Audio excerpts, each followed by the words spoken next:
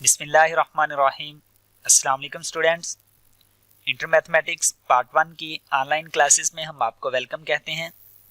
आज के लेक्चर में हम लोग चैप्टर 4 को स्टार्ट करने जा रहे हैं और इसमें सबसे पहले आप लोगों को चैप्टर 4 का थोड़ा इंट्रोडक्शन करवाऊंगा। इसमें हम लोगों ने क्वाड्रेटिक इक्वेशन के ऊपर सारा काम करना है। तो अब क्वाड्रेटिक इक्वेशन है क्या, तो अगर आप लोग इसको वर्ड बाय वर्ड देखें तो क्वाड का मतलब होता है स्क्वायर। तो मतलब ऐसी इक्वेशन जिसमें मैक्सिमम वेरिएबल की जो पावर है वो स्क्वायर की फॉर्म में हो तो वो क्वाड्रेटिक इक्वेशन कहलाती है। तो अगर हमने इसकी फॉर्मल डेफिनेशन को देखना हो तो a quadratic equation in x is an equation that can be written in the form of ax square plus bx plus c is equal to 0। अब यहाँ पे आप देखें कि वेरिएबल की जो मैक्सिमम पावर है वो 2 मतलब स्क्वायर की फॉर्म में है, वेयर a, b और c ये तमाम के तमाम सेट ऑफ रियल नंबर्स में से होंगे और a should not equal to 0। अब यहाँ पे ये रिस्ट्रिक्शन लगाने का मतलब ही यही है कि अगर a 0 हो जाए तो फिर ये x स्क्वायर 0 हो जाएगा और फिर इस इक्वेशन में जो वेरिएबल की पावर है वो 1 रह जाएगी। तो मतलब फिर इक्वेशन हमारी लीनियर बन जाएगी। यहाँ पे b और c ये दोनों 0 हो सकते हैं। अगर b 0 हो जाए तो मतलब ये x वाली टर्म 0 होगी, तो उस सूरत में ये इक्वेशन कहलाएगी pure quadratic equation, where a x square का कोफिशिएंट है या फिर हम इसको क्वाड्रेटिक कोफिशिएंट भी कहते हैं, जबकि b ये x का कोफिशिएंट है, जबकि हम लोग इसको लीनियर कोफिशिएंट भी कहते हैं। इसके अलावा जो x के विदाउट टर्म्स होंगी वो कांस्टेंट टर्म्स कहलाएंगी। तो अब हमने इस चैप्टर में चूंकि क्वाड्रेटिक इक्वेशंस के सॉल्यूशन फाइंड आउट करने हैं, हमने क्वाड्रेटिक इक्वेशंस को ही सॉल्व करना है, तो उसमें हमारा वास्ता पड़ेगा रूट से। तो डियर स्टूडेंट्स याद रखें, किसी भी इक्वेशन का जो सॉल्यूशन होता है वो उसका रूट कहलाता है। The solutions of equation are also called its roots. अब सॉल्यूशन का मतलब क्या है? फॉर एग्जांपल यहाँ पे ये हमारे पास एक क्वाड्रेटिक इक्वेशन है x square minus 4 is equal to 0। तो अब x की वो तमाम वैल्यूज जो इस इक्वेशन को सेटिस्फाई करेंगी वो इस इक्वेशन का सॉल्यूशन कहलाएंगी और सॉल्यूशन को ही हम लोग रूट्स का नाम देंगे। अब यहाँ पे अगर आप देखें तो प्लस और माइनस 2 ही दो ऐसे नंबर्स हैं जो इस इक्वेशन को सेटिस्फाई करते हैं, तो इसलिए फिर प्लस और माइनस 2 इस इक्वेशन के रूट कहलाएंगे। अब क्वाड्रेटिक इक्वेशन को चूंकि हम लोगों ने सॉल्व करना है तो इसकी बेसिक 3 टेक्निक्स हैं और ये आप लोगों ने मैट्रिक के अंदर 10th क्लास में फर्स्ट और सेकंड चैप्टर जो किया था उसमें भी आप लोगों ने ये तीनों टेक्निक्स देखी होंगी। उसमें सबसे पहले हम मेथड सीखेंगे कि किस तरह से हम फैक्टराइजेशन के जरिए से क्वाड्रेटिक इक्वेशन को सॉल्व कर सकते हैं। फिर सेकंड मेथड में हम लोग देखेंगे कि किस तरह से हम लोग कंप्लीटिंग स्क्वायर मेथड को फॉलो करते हुए क्वाड्रेटिक इक्वेशन के रूट्स फाइंड आउट करेंगे और थर्ड मेथड हम क्वाड्रेटिक फार्मूला यूज करेंगे। तो डियर स्टूडेंट्स, आप में से जो उर्दू मीडियम है उन्होंने फैक्टराइजेशन को बजरिया तजज़ी पढ़ा होगा और कंप्लीटिंग स्क्वायर को बजरिया तकमील मुरब्बा के नाम से पढ़ा होगा और ये क्वाड्रेटिक फार्मूला ही आप लोगों ने आई थिंक पढ़ा होगा। तो अब हम लोग एक्सरसाइज 4.1 के ऊपर मूव करते हैं और इस एक्सरसाइज में हम सबसे पहले क्वेश्चन नंबर 1 को सॉल्व करेंगे और उसको हमने सॉल्व करना है बाय फैक्टराइजेशन, मतलब बजरिया तजज़ी। तो डियर स्टूडेंट्स याद रखें, बजरिया तजज़ी इसको सॉल्व करते हुए हम लोगों ने अपनी मिडिल टर्म को कुछ इस तरह से ब्रेक करना है कि जब हम उसको प्लस या माइनस करें तो हमारे पास प्लस 4x बने और जब हम उसको मल्टीप्लाई करवाएं तो 3x स्क्वायर बनना चाहिए। तो आप लोग 4x को हम 3x प्लस x की फॉर्म में लिख सकते हैं। तो याद रखें यहाँ पे जो भी साइन होगा, अगर प्लस है तो हमने कोशिश ये करनी है कि जो हमारे मैग्नीट्यूड में बड़ी वैल्यू होगी उसके साथ हम वही साइन यूज करें जो यहाँ पे होगा। मतलब यहाँ पे प्लस है तो बड़ी टर्म यहाँ पे चूंकि 3x है तो हम प्लस का साइन इसके साथ यूज करेंगे। अगर यहाँ पे माइनस का 4x होता तो फिर हम बड़ी टर्म के साथ ही हम माइनस का साइन यूज करते हैं। तो उसके अलावा आपने ये भी कोशिश करनी है कि जो हमारे पास मैग्नीट्यूड में बड़ी वैल्यू होगी उसको फर्स्ट टर्म के साथ ही हम ज्वाइंट करेंगे। तो अब इससे नेक्स्ट स्टेप के ऊपर अगर हम इन दोनों टर्म्स में देखें तो हमारे पास 3x कॉमन आ रहा है, तो यहां से हम क्या करेंगे 3x कॉमन लेंगे और यहां फिर हमारे पास x बचेगा और यहां पे +1। अब इन दोनों टर्म्स में से बाहर हमें कुछ भी कॉमन नजर नहीं आ रहा। जब इस तरह की कंडीशन बन रही होगी तो आप लोग +1 या -1 इस फैक्टर को देखते हुए हमने कॉमन ले लिया करना है। अब चूंकि ये भी x+1 है, यहाँ पे भी x+1 है, तो इसलिए यहाँ पे हम लोग +1 को कॉमन लेंगे। इससे नेक्स्ट स्टेप के ऊपर फिर इन दोनों टर्म्स में से अब x+1 कॉमन आ रहा है और गैर कॉमन टर्म है 3x+1। अब यहाँ पे ये दो फैक्टर्स आपस में मल्टीप्लाई हो रहे हैं और आंसर मिल रहा है 0। तो ये उसी सूरत में पॉसिबल है या तो x+1 0 हो या फिर 3x+1 0 हो। अगर x+1 0 हो तो इसका मतलब x इज इक्वल टू -1 होगा या फिर 3x+1 0 होगा, तो उस सूरत में x की वैल्यू आएगी -1/3। चूंकि +1 राइट साइड पे आके माइनस का हो जाएगा और 3 इस साइड पे मल्टीप्लाई हो रहा था तो राइट साइड पे आके डिवाइड हो जाएगा। तो यहां से हमारे पास x की दो वैल्यूज आ गई -1 और -1/3 और यही इस इक्वेशन का सोल्यूशन है। तो हमने इस सोल्यूशन को हमेशा सोल्यूशन सेट की फॉर्म में ही लिखना है। ये SS का मतलब सोल्यूशन सेट और ये जो करली ब्रैकेट्स हैं ये रिप्रेजेंट करती हैं सेट को। तो इसलिए solution set is equal to -1 और -1/3 इस इक्वेशन का सोल्यूशन सेट आ गया। इससे नेक्स्ट हम लोग क्वेश्चन नंबर 3 पे मूव करते हैं और 3 की स्टेटमेंट ये है 9x² -12x -5। अब चूंकि हमने इसको फैक्टराइजेशन के मेथड से सॉल्व करना है तो इसमें आप देखेंगे हम -12x को इस तरह से ब्रेक करेंगे कि जब हम उसको प्लस या माइनस करें तो माइनस का 12x आना चाहिए और अगर हम उन दोनों टर्म्स को आपस में मल्टीप्लाई करवाएं तो 9 5 टाइम पे 45 तो मतलब -45x² आए। तो अब हमारे पास -12x को हम -15x + 3x के साथ हम इसको स्प्लिट कर सकते हैं। देखें जब हम अब इसको प्लस या माइनस करेंगे तो माइनस का 12x, अगर हम इसको मल्टीप्लाई करवाएं तो -45x² बन रहा है। अब फिर इन दोनों टर्म्स में से 3x कॉमन आ रहा है और गैर कॉमन यहाँ पे क्या बचेगा 3x -5। अब फिर यहां से हमें बाहर कुछ कॉमन नजर नहीं आ रहा तो हम +1 को कॉमन ले लेंगे। इससे नेक्स्ट स्टेप के ऊपर दोनों टर्म्स में 3x -5 कॉमन है, उसको हमने कॉमन लिया और गैर कॉमन टर्म्स 3x +1 थी, उनको प्रोडक्ट की फॉर्म में लिख दिया।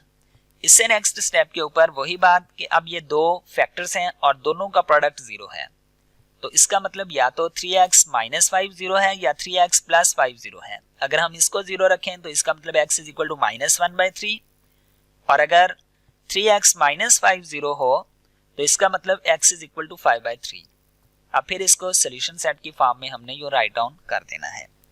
इससे नेक्स्ट स्टेप के ऊपर क्वेश्चन नंबर 5 और उसको भी हमने बाय फैक्टराइजेशन मेथड के तरीके से ही सॉल्व करना है।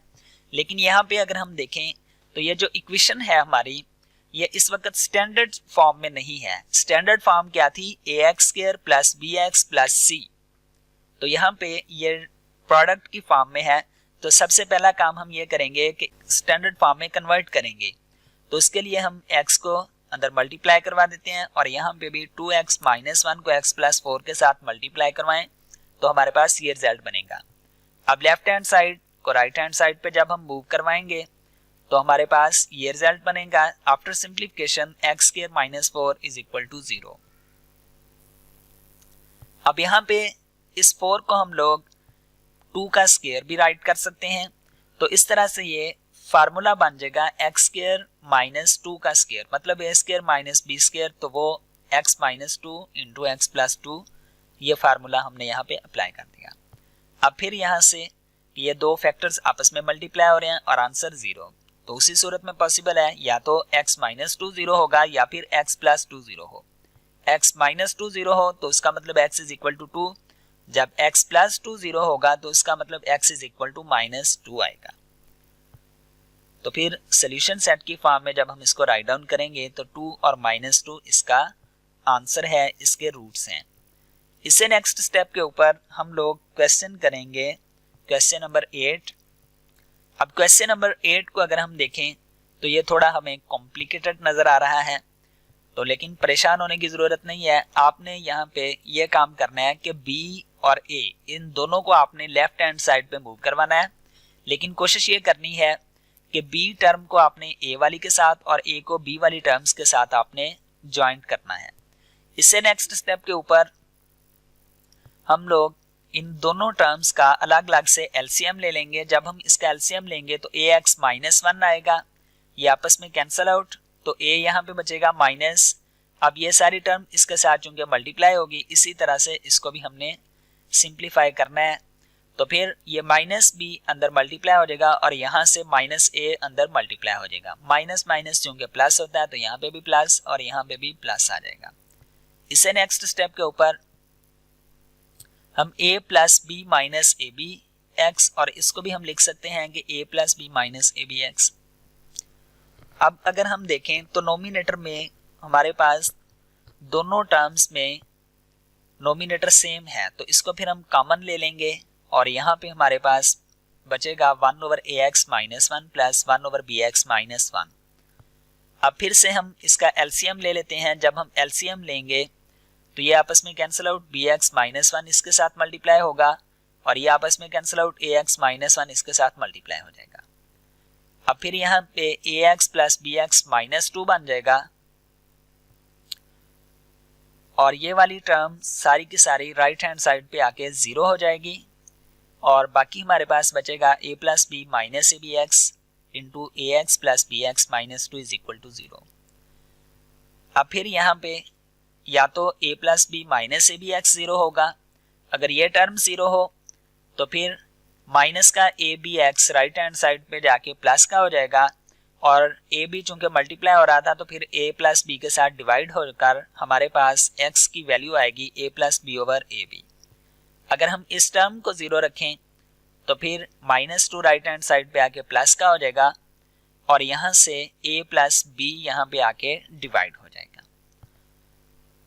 तो फिर जब हम इसको सोल्यूशन सेट की फॉर्म में लिखेंगे तो a plus b over a b और 2 ओवर a प्लस बी। अब इससे नेक्स्ट हम लोग बाय कंप्लीटिंग स्क्वायर मेथड के साथ भी क्वेश्चंस को सॉल्व करना सीखते हैं। तो उसमें सबसे पहले हम क्वेश्चन नंबर 9 को सॉल्व करेंगे, लेकिन चूंकि हमने इसमें कंप्लीटिंग स्क्वायर मेथड को फॉलो करना है तो डियर स्टूडेंट्स कंप्लीटिंग स्क्वायर के तमाम क्वेश्चंस में हमारे पास यही दो बेसिक फार्मूले यूज हो रहे होंगे।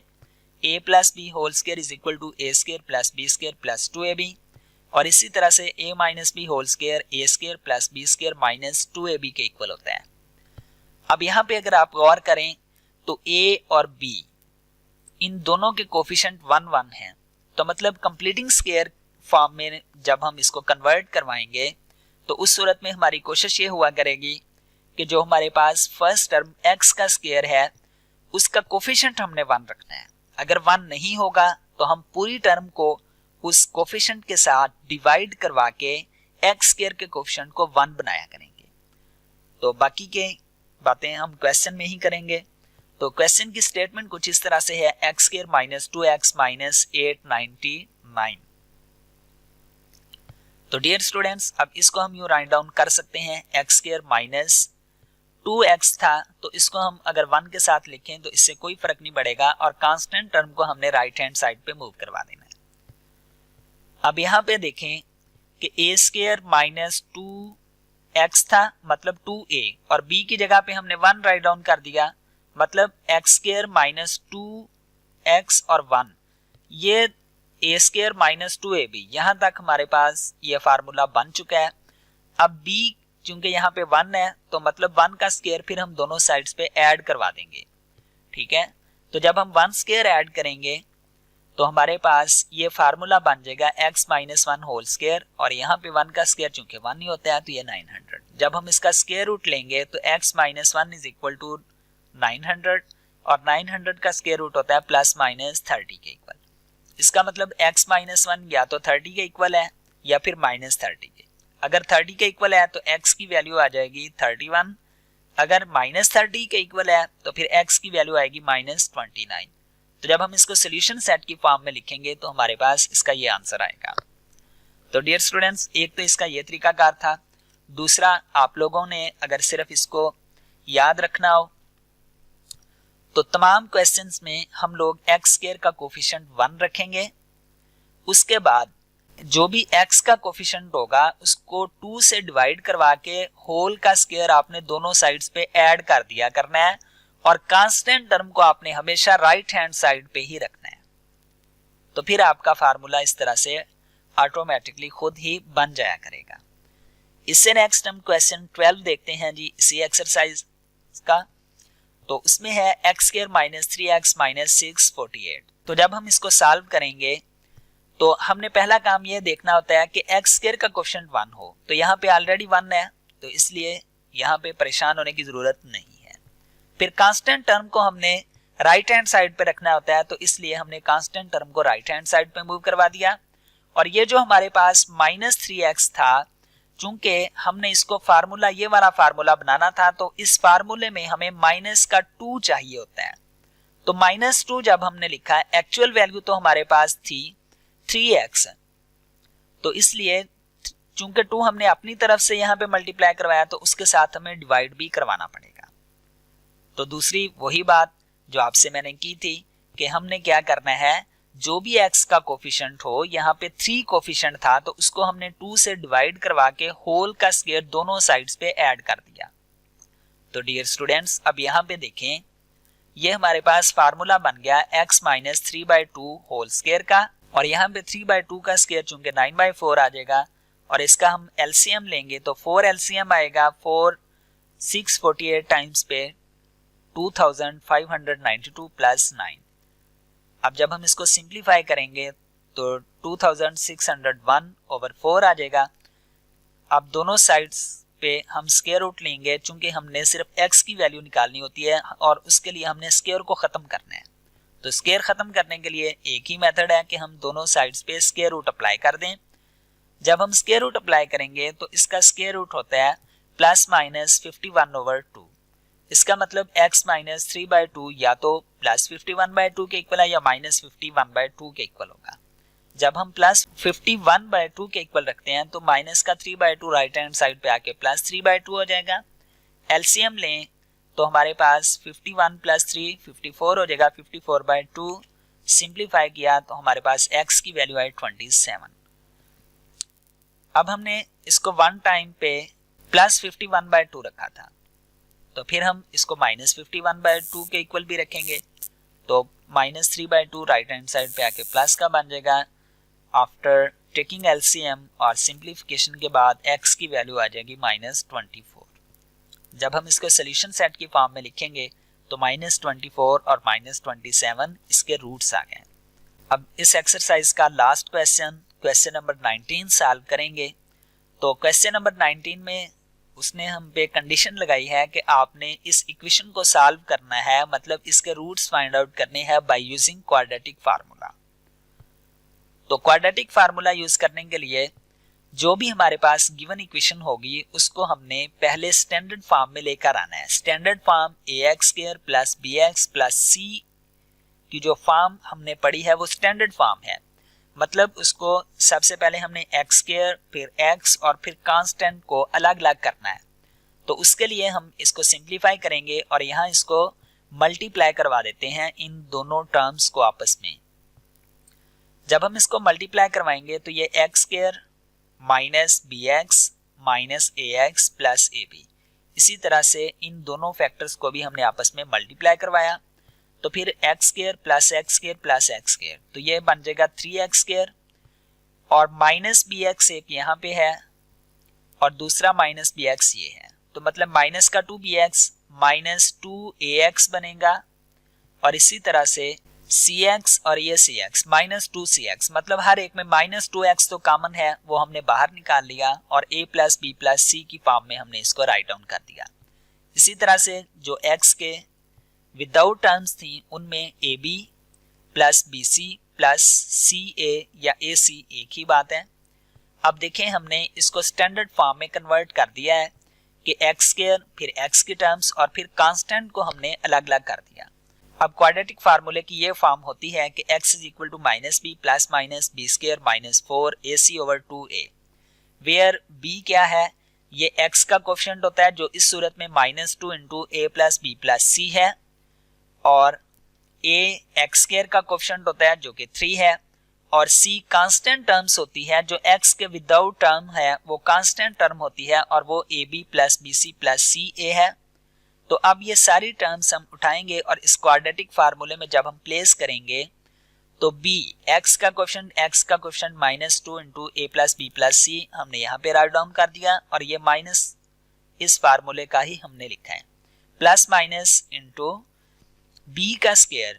तो अब b का स्क्वायर हमने यही इसका स्क्वायर लिख दिया है जी, -2 into a plus B plus c whole square minus 4, ये फार्मूले का a यहाँ पे चूंकि 3 है तो यहाँ पे 3 लिख लिया। उसके बाद c कांस्टेंट टर्म हमारे पास ये वाली टर्म है तो हमने ये राइट डाउन कर दी ओवर 2a की वैल्यू 3 वही हमने यहाँ पे राइट डाउन कर दी। अब इससे नेक्स्ट स्टेप के ऊपर ये माइनस और माइनस प्लस हो जाएगा, और यहाँ पे इस -2 का भी स्क्वायर है तो ये +4 बन जाएगा, और a plus B plus c whole square हम यहाँ पे राइट डाउन कर देंगे और इस टर्म को हमने एज इट इज लिख दिया। अब इससे नेक्स्ट स्टेप के ऊपर डियर स्टूडेंट्स देखें 4 इन दोनों टर्म्स में है तो 4 को हम कॉमन ले लेंगे। अब कॉमन लेने के बाद मल्टीप्लिकेशन में हम लोग स्क्वायर रूट को अलग अलग भी लिख सकते हैं, तो मतलब इस सारी टर्म का हम सिंगल स्क्वायर रूट लिखेंगे और इस 4 का जब हम स्क्वायर रूट लेंगे तो 2 बनेगा, तो 2 को अब यहाँ पे हम कुछ इस तरह से राइट डाउन कर लेंगे, ठीक है। इससे नेक्स्ट स्टेप के ऊपर ये 2 चूंकि दोनों टर्म्स में है तो 2 को हमने यहाँ पे कॉमन ले लिया, और अंदर यहाँ पे हमने a plus B plus c whole square का फार्मूला ओपन किया जो कि a square plus b square plus c square plus 2ab plus 2bc plus 2ca के इक्वल हो गया, और -3 को भी हमने अंदर इन तमाम टर्म्स के साथ मल्टीप्लाई करवा दिया। अब ये 2 3 टाइम्स पे चूंकि 6 होता है तो यहाँ हमारे पास 3 बचेगा, और यहाँ a plus B plus c और ये a square plus b square plus c square बन जाएगा, प्लस 2ab और -3ab minus ab plus 2bc minus 3bc minus bc, और इसी तरह से ये माइनस ca या ac बन जाएगा। तो फाइनली हमारे पास x की यही दो वैल्यूज आई हैं, क्योंकि आगे इससे मजीद सिंप्लीफिकेशन हो नहीं सकती, तो यही आपका सोल्यूशन सेट है a plus B plus c plus minus a square plus b square plus c square minus this one over 3। तो डियर स्टूडेंट्स, इसमें हमने नई चीज़ कुछ भी नहीं पढ़ी, आप लोगों की मैट्रिक के चैप्टर 1 और 2 को ही हमने रिवाइज किया है। तो आई होप आज के लेक्चर में कंफ्यूजन नहीं होगी। अगर फिर भी किसी स्टूडेंट को कोई पॉइंट की या कहीं से क्वेश्चन आप लोगों का सॉल्व नहीं हो रहा तो आप लोग कमेंट बॉक्स में भी मेंशन कर सकते हैं, या फिर व्हाट्सएप के ज़रिए से मुझे अप्रोच कर सकते हैं। इंशाल्लाह आप लोगों की क्यूरीज को सॉल्व किया जाएगा। तो अब आप लोगों के ज़िम्मे असाइनमेंट में इस एक्सरसाइज 4.1 के मैंने ये 3 क्वेश्चंस असाइन किए हैं, जिसमें 6, 10 और क्वेश्चन नंबर 18 है। तो आप लोगों ने असाइनमेंट को अच्छे से प्रिपेयर भी करना है इस एक्सरसाइज को, और असाइनमेंट भी आपने सबमिट करवानी है। अब इंशाल्लाह नेक्स्ट लेक्चर में हम लोग 4.2 को सॉल्व करेंगे। तब तक के लिए मुझे इजाज़त दीजिए। Thank you. अल्लाह हाफिज़।